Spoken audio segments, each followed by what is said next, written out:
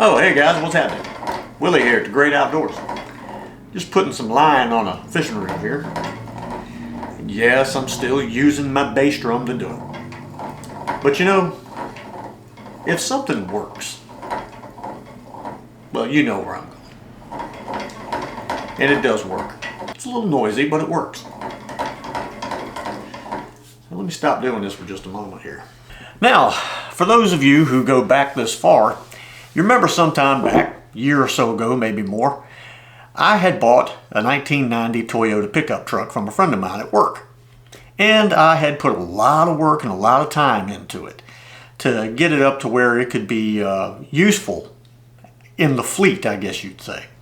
Now, for the 14 of you that watched that, I truly appreciate it. It was a 3-part series, and I ended up driving that truck to Stanton, Virginia, over 4 hours away.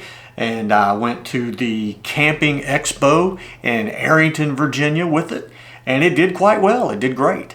But, long story short, the original owner who I bought it from, he ended up buying it back from me after I was done with it. And he kind of he kind of got triple teamed by his kids and his wife about selling the truck in the first place. And he wound up buying it back from me. So at this point, or to this point, I had been driving strictly my big truck, which was basically for pulling the camper. That's really the only reason that I had that truck. It's terrible on gas, but it's a very strong truck for pulling that camper. It's a 2004 2500 heavy duty with the 6-liter V8. Okay. Gets about 11 miles per the gallon around town, and then if you hook that big brick behind it and tow it to wherever you're going, well, goes down even lower than that. Now, if you're on the interstate with that thing and you've got the cruise control fairly set, you can sometimes get in between 15 and 15 miles per gallon. It doesn't do terrible, but it is terrible when you get to the gas pump and have to put $85 worth of gas in the thing. So I had been kind of looking for something else to fill that void. The monkeys are great, don't get me wrong. Riding those back and forth to work and everything is great and around town and all that kind of stuff. But, you know, the weather here doesn't always see fit to make it that beautiful Hallmark card looking ride through town or through the wherever you're riding to. Sometimes you're going to get a little bit wet. Sometimes you'll stay wet for the most part of the ride. Now, that does bother me. It doesn't really bother me at all. I don't mind being wet, but it does get a little bit aggravating after a while to be soggy every time you pull off the road to get gas or something like that and have to kind of drive back out and take your time and maybe sit under an overpass or something like that trying to keep the rain off you for a little while. So I had been looking for something else. Now, something else showed itself. And what we're going to do is go outside and show you what we have basically added again to the fleet and kind of going to do something with it. Try to, I don't know, turn it into a little something more than what it is. Now, you know me, I am a fan of the underdog. Always been my thing.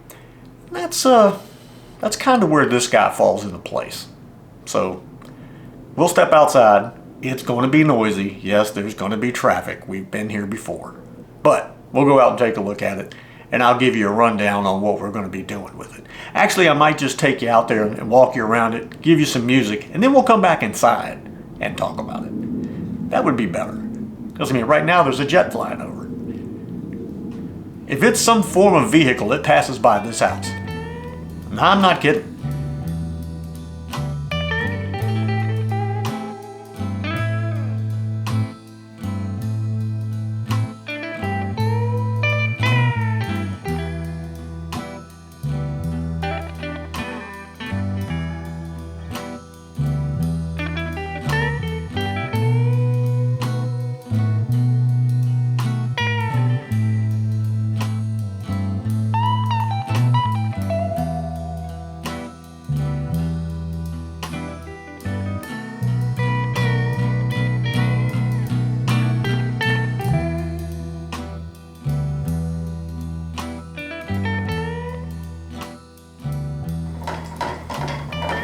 You guys are back already. I'm never going to get this line on here if y'all keep coming in here and interrupting me.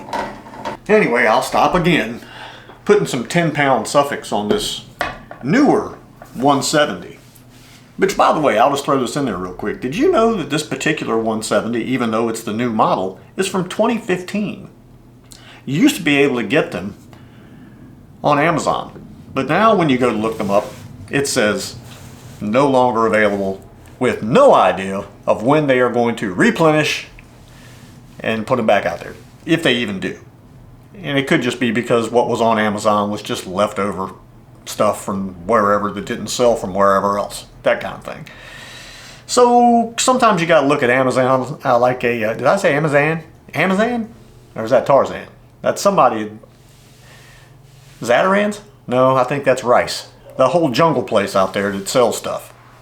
Sometimes you have to look at them like a thrift store or outlet mall or something, because they kind of end up with things that are just left over from other places, I think. And they can't sell them in the store, so they put them on Amazon. I don't know. But anyway, the 170, the new 170, newer 170 from 2015, they're good reels. I like them. Of course, they're not made in Sweden anymore, but they seem to work pretty good. I've got 3 of them. Anyway, so what did you think? What did you think of the new whip, the new ride, the new wheels, the cruiser? It is a 2005 Jeep Liberty. That's right. It is a 4-wheel drive with a V6 3.7 liter 210 horsepower V6.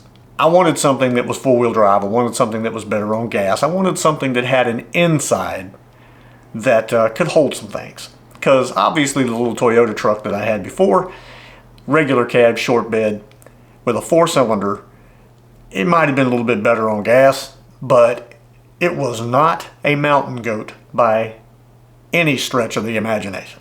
Okay, when I took that thing up into the mountains, I was downshifting more times than I could begin to tell you, and it was really torturing that little truck trying to get up those mountains and around there. Now, in 4-wheel drive, those little Toyotas are pretty torquey and can do pretty well on the beach or old dirt roads and gravel roads and stuff like that. But open highway and driving long distances like that and trying to go up hills and mountains, they just don't. They don't have what it takes to handle that. So it didn't really kill me or terribly hurt my feelings when Daryl called and said he'd like to have it back. It was a shame to see that much work go into something and then let it go. But physically speaking, it really didn't have what I needed it to have. It would have been great around town and back and forth to work and stuff like that. It would have been great. But this Jeep, we're looking at something that can, and I've seen so many different mileage things for this particular one. With the 3.7 liter, you get anywhere between 17 around town and 22 to 6 on the highway, depending on how fast you're wanting to push the pedal down to the floor, or how fast you just want to go in general. That's pretty much where it all boils down to. Now, this one's got some miles on it. It's got 155,000 miles on it. But it runs good. Starts up well, runs good. It needs a couple things. One is a radiator. It's got a crack in the radiator, which I'm going to get and repair that. And the fan, the electric cooling fan, is broken loose from the bracket, and there's no way to repair that. It's a plastic molded piece that's just broke off. And of course, you know, in typical modern day car fashion, you can't just replace the fan. It's all part of the entire shroud and bracket and all that, so I got to replace that. Now, eventually, there'll be tires and other things added on as I go, because the tires are okay for now. They'll probably make it to winter, and then I'll have to get something different, which I will be getting some form of all-terrain type tire. And then from that point on, there's just going to be additions. There'll be things. You know, there could be shocks, there could be a front bumper, there could be a winch, there could be a bracket for the back. It has a trailer hitch with a trailer. The wiring is there for the trailer, which I could put a rack back there and even put the monkey on the back. I do have a rack that will hold the monkey, and I could put that on the back. There's a lot of possibilities. Rooftop tent. You know, there's all kinds of possibilities. But there's some things that need to be done first. And 1 is the radiator, 2 is the fan, and 3, cleaning. An outright 100% down-to-earth cleaning. And we're going to probably play that game here very soon. And I just hope that you guys are going to enjoy the change, the process, and the new vehicle added. We haven't got a name yet. We've been coming up with all kinds of things. We've thought Cheap Jeep. We've thought that. We've thought Silver Bullet, Silver Streak, all kinds of things. We're thinking of all kinds of stuff. So anyway, this was just a little video just to say this is what's coming. And I think we're going to enjoy it. We're going to have a good time. I hope so anyway. I'm looking very forward to it, if you want to know the truth. So thank you guys for watching. Hope you enjoyed this little snippet into the future. And we will see you on the next one. Even if the next one means working on a vehicle and cleaning it up and setting it up for the upcoming events, I guess you'd say. Because in October, if I'm not mistaken, the Camping Expo is in Arrington, Virginia again. That has possibilities. Don't you think? Isn't it good to have possibilities? Isn't it good to have something to look forward to? I used to be that way about Christmas until I spent a lot of time buying gifts instead of getting them. I know it's better to give than receive, but tell me you don't get happy when you receive. Tell me that. Tell me you don't. You can't say you don't, because you do. And even when you say, hey, don't worry about getting me anything, when someone does, it still makes you feel good. We'll see you later. I've got a lot to do.